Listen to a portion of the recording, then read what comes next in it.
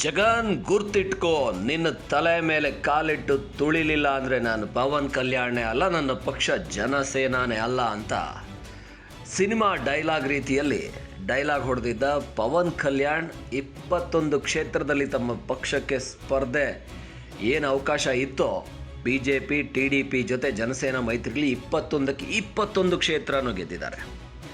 ಅದರ ಜೊತೆಗೇನೆ ಆಂಧ್ರದಲ್ಲಿ ಭರ್ಜರಿ ಬಹುಮತದ ಜೊತೆ ಅಧಿಕಾರಕ್ಕೆ ಬಂದಿದೆ TDP ಜನಸೇನಾ BJP ಮೈತ್ರಿಕೂಟ. ಇಲ್ಲಿ ಪವನ್ ಕಲ್ಯಾಣ್ಗೆ ಡೆಪ್ಯೂಟಿ CM ಪೋಸ್ಟ್ ಕನ್ಫರ್ಮ್ ಅಂತ ಹೇಳಲಾಗ್ತಾ ಇದೆ. ಬಹುತೇಕ ಕನ್ಫರ್ಮ್ ಕೂಡ, ಯಾಕಂದರೆ ಅಂಥ ಪರ್ಫಾರ್ಮೆನ್ಸನ್ನು ಜನಸೇನಾ ಪಕ್ಷ ಕೊಟ್ಟಿದೆ ಆಂಧ್ರ ಪ್ರದೇಶದಲ್ಲಿ.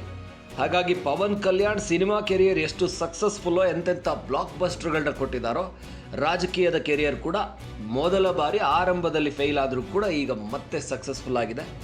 ಪವನ್ ಕಲ್ಯಾಣ್ ಅಪರೂಪದಲ್ಲಿ ಅಪರೂಪ ಅನ್ನೋ ಹಾಗೆ ರಾಜಕಾರಣದಲ್ಲಿ ಸಿನಿಮಾದಿಂದ ಬಂದು CM ಡೆಪ್ಯೂಟಿ CM ಸ್ಥಾನಕ್ಕೇರಿದವರು ಅತ್ಯಂತ ವಿರಳ.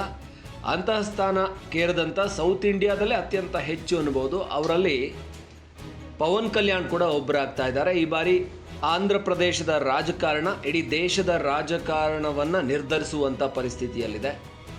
TDP ಸಪೋರ್ಟ್ ಮಾಡಿದ್ದೇ ಆದರೆ BJP ಅತ್ಯಂತ ಸ್ಟ್ರಾಂಗ್ ಆಗಿ ಸ್ವಂತ ಮಿತ್ರ ಪಕ್ಷಗಳ ಜೊತೆಗೇ ಸರ್ಕಾರವನ್ನು ರಚಿಸುತ್ತೆ. ಹಾಗಾಗಿ ಪವನ್ ಕಲ್ಯಾಣ್ TDP ಈಗಾಗಲೇ ಬಹುತೇಕ BJP ಜೊತೆಗೆ 100ಕ್ಕೆ 100 ಉಳಿಯುವಂಥ ಗ್ಯಾರಂಟಿಯನ್ನು ಕೊಟ್ಟಿದ್ದಾರೆ. ಇದರ ಜೊತೆಗೆ ಪವನ್ ಕಲ್ಯಾಣ್ ಅಭಿಮಾನಿಗಳಿಗೆ ಖುಷಿ ಅಂದರೆ ಪವನ್ ಕಲ್ಯಾಣ್ ಡೆಪ್ಯೂಟಿ CM ಆಗ್ತಾರೆ, ಗೃಹ ಮಂತ್ರಿ ಆಗ್ತಾರೆ ಅನ್ನುವಂಥ ಒಂದು ಜೋಶಲ್ಲಿ ಅವರ ಅಭಿಮಾನಿಗಳಿದ್ದಾರೆ. ಸೊ ಪವನ್ ಕಲ್ಯಾಣ್ ಕೂಡ ಗೆಲುವಿನ ನಂತರ ಅದೇ ಸಂತಸ ವ್ಯಕ್ತಪಡಿಸಿದ್ದಾರೆ, ಖುಷಿಯಿಂದ ಮಾತಾಡಿದ್ದಾರೆ.